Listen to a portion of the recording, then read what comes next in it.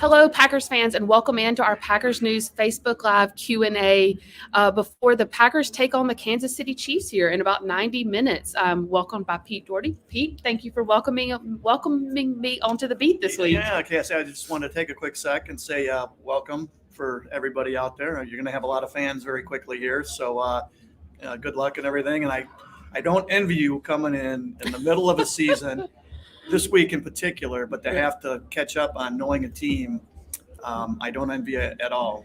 So good luck there. Hey, it's baptism by fire. You got to just sink or swim, right? Yeah, that's right.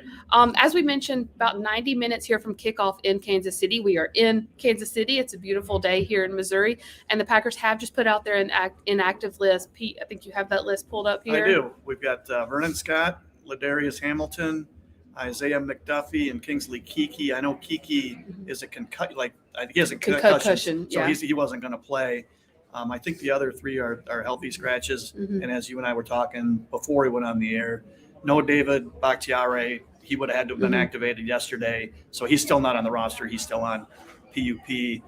Smart money would say then that Bakhtiari will be back next week. Okay. And like we said, Keke was ruled out officially on Friday, so we knew he wasn't going to play. The others, you said healthy scratches. Were any of them surprising? No, they're all guys who were either not getting on the field or, deep backups. So no, nothing surprising there. Is there anyone that, from your knowledge, that is active today for the first time that maybe you're used to seeing on that list? Oh, it's been a really I forgot when I was at the airport in Chicago flying here. We get off the plane, I went to look to see where my connection was, and I had to go to Ryan. I said, "Where are we going again?" It's just the middle of the year. Well, and this was such an unusual week with everything going on with Aaron Rodgers that it was kind of forgotten that they even have a game. Right. Until like last night, basically. Yeah, so. Jordan Love getting his first start is going to be exciting. We do have a couple of questions here. What about Alexander? Well, if he's not on the inactive list, I would assume he's stressed. He's on IR, and so they have. There's no indication of when he's going to get back. I'm trying to think of how many games he's missed now. It's got to be. It was pretty early in the year. He's got to miss at least 4 or 5 games, I think. So I'm not sure when he'll be back. He's, they're rehabbing that shoulder. I would think sometime in December, but that's just a wild guess. Zadarius Smith, everything between what the Packers are saying and reading between the lines and grapevine things I've heard, I think they're looking for him sometime in December. Mid-December would give him 3 regular season games in if he can get back. And so then by playoffs, you would think he would be in decent football shape at that point. But it's as of right now, I think they feel like they have a pretty decent chance of having both of those guys on the field before the regular season ends. And a couple of guys they will have on the field today. Marquise Valdez-Scantling is back. Yeah. Valdez Adams is back. What does that mean for Jordan Love in his first start to have those guys downfield? It makes a huge difference. Valdez-Scantling isn't a difference maker in the sense that he's not a guy that teams, are doubling all the time. He's obviously not Devontae Adams. He's not a 8-catch-a-guy game, anything like that. But he makes a difference in this offense because he's their best deep threat, really their only deep threat. Adams is but Scantling can run. I mean, Valdez-Scantling can really run. And his ability to take the top off of defenses, it forces coordinators, if they want to bring a safety up to defend the run, then you only have one safety back, and it makes it harder to double both Adams and to cover Valdez-Scantling on the deep balls. And those deep balls, when he catches it wins games. So getting him back makes a difference. We talked so much about this week with it being Love's first start, how much they're going to have to lean on the run game. But do you think this could be one of those sneaky games where, they come out? Do they trust Love enough to get it downfield and to trust Adams and Scantling? Yeah, I mean, my guess is they're just going to pound the ball to death. But that does raise an interesting question. Just going off the top of my head here, I wonder if their first play is going to be a pass. Are they going to run a play action pass? I could see it. I feel like that's what he ran a lot in college too, like off RPOs. Yeah, they did. They did a lot of RPOs and they did a lot of boots. And when he does throw today, I bet there will be a lot of boots. That is Ryan Reynolds. I don't know if that's the real Ryan Reynolds, but we'll act like it is. Probably That is. was Ryan's question, so I hope we addressed that for you. This is a good question from John Dale. How much of a window into the future will be Love's performance today? It's a important question, and it's tough to answer because if he plays poorly, I don't think that means that he's not going to be a good quarterback down the road. And if he plays great, I remember, I'll probably get into this in the after game column, but Mark Wilson, this is going way back into the 80s. But he was before my time. Yeah, it's before most people out there their time. But he was a great quarterback at BYU, and he ended up with the Raiders, and he ended up starting a Monday night game. I think it was in his rookie year. Halfway through the season, they lost their quarterback, and he just lit it up. And it looked like, oh my gosh, this guy's going to be like the NFL's next star quarterback. And he totally flamed out. So even a great game wouldn't necessarily mean that this guy is, he's taking this is it. But as our Tom Silverstein pointed out in the column that he had this week, Favre and Rodgers both had games where very early in their careers, Favre, when he came in for Mikowski, got injured really early against Cincinnati, and the third game of his time with the Packers ended up winning that game. Rodgers came in for Favre early in the second quarter against Dallas in 2007, I believe that was, and played a really good game against a good team. And the Packers, they lost, but Rodgers played really well. That boded well for them. So it'll be the same thing with Love. If he plays really well, it'll be encouraging for the Packers that they picked him.